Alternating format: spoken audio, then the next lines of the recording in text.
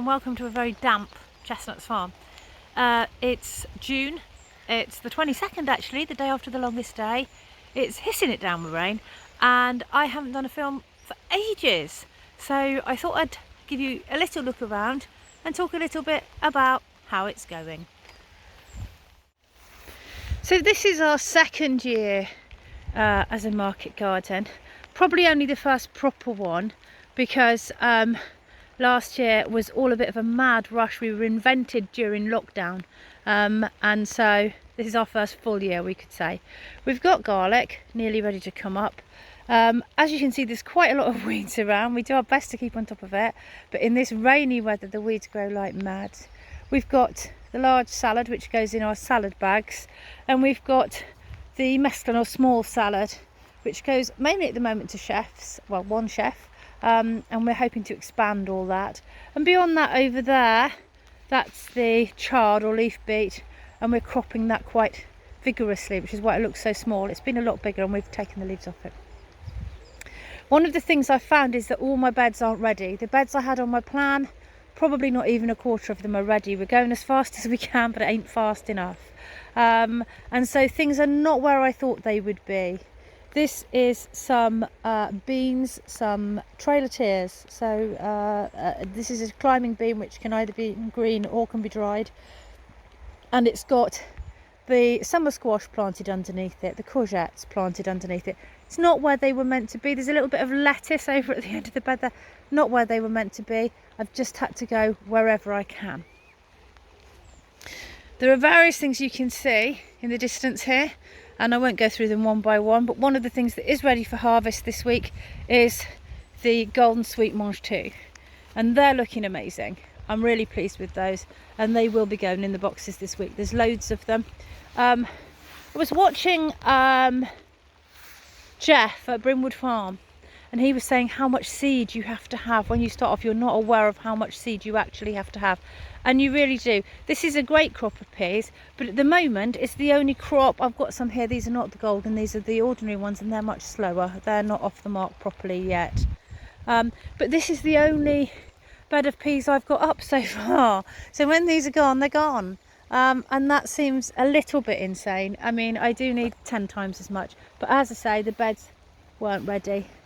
Lots of dwarf beans over there, broad beans about to go just there. They'll be in the boxes this week, and you know, some replacement lettuces going in.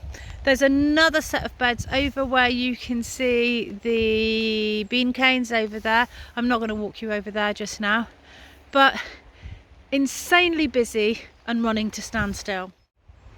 So another thing to mention, again referring to watching Jeff at Brimwood Farm, I'll tag that if I can, how difficult it can be, how many things can go wrong. And these broad beans were going amazing, absolutely amazing, until the last few days.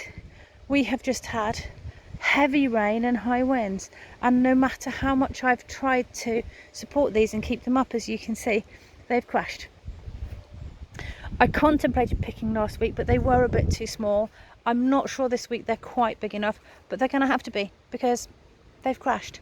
So one of my jobs today is to try and hold these up for another day or two, see if they'll just put on a little bit more onto these beans, which are there or thereabouts, and hope they'll hold out till Thursday. But it looks like they're going to be a one crop thing, unless, I don't know. The weather we've had this year has been absolutely unbelievably awful in so many ways. So another job for today is here, and this is a bed of broccoli that's just not earning its keep. Normally I'd be cropping off this. I've taken one tiny crop off it, but the heat caused it all to bolt, and we're getting only the tiniest little very low quality bits off it. Nothing else is coming good, and I need the space, to be honest, for a quicker turnaround crop, so this is coming out today.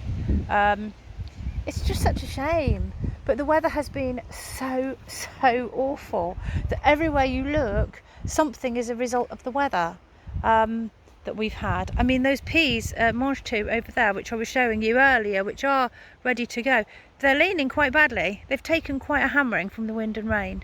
Just only hope it calms down a bit now and they get to recover. It's a bit insane, actually. And on Friday, I thought I'd like to say something a little bit about the pressure and, I suppose, mental well-being side of starting up on your own and starting something like this. I'm very privileged and very fortunate to have access to this land, which we rent. It's not mine, but I'm very privileged to have access to this land. And if you look behind me, you can see all the work that's been done and how far we're getting on with our market garden, which is my only real source of income. The livestock as yet don't really create any income, and whether they ever will is quite questionable.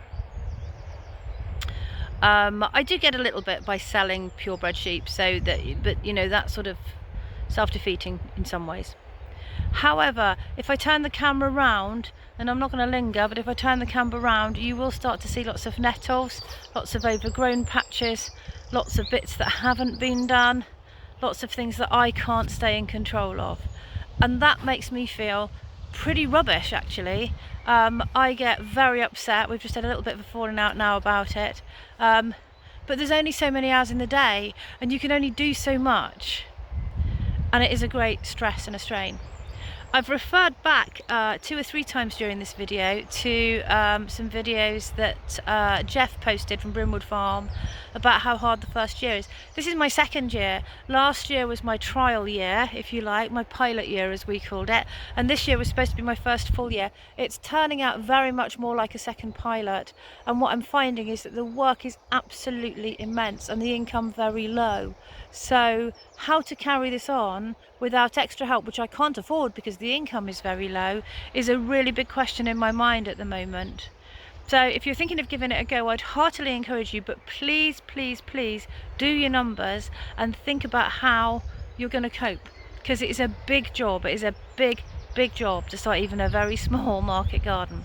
However, ending on a positive, I am very privileged and very fortunate to be able to do it. You may be 30 years younger than me, which might mean that you find it less exhausting, and I'm sure there's lots of tips and tricks, and I'll be working on all that over the coming year, so that next season things are lots easier. I will say that building the infrastructure in the first year, 2 years, is the really hard graft, and so yeah, that, you know, that has probably coloured it for me. If all the infrastructure were in place, life would be considerably easier. So yeah, that's my summing up at the end of July in year 2, proper year 1.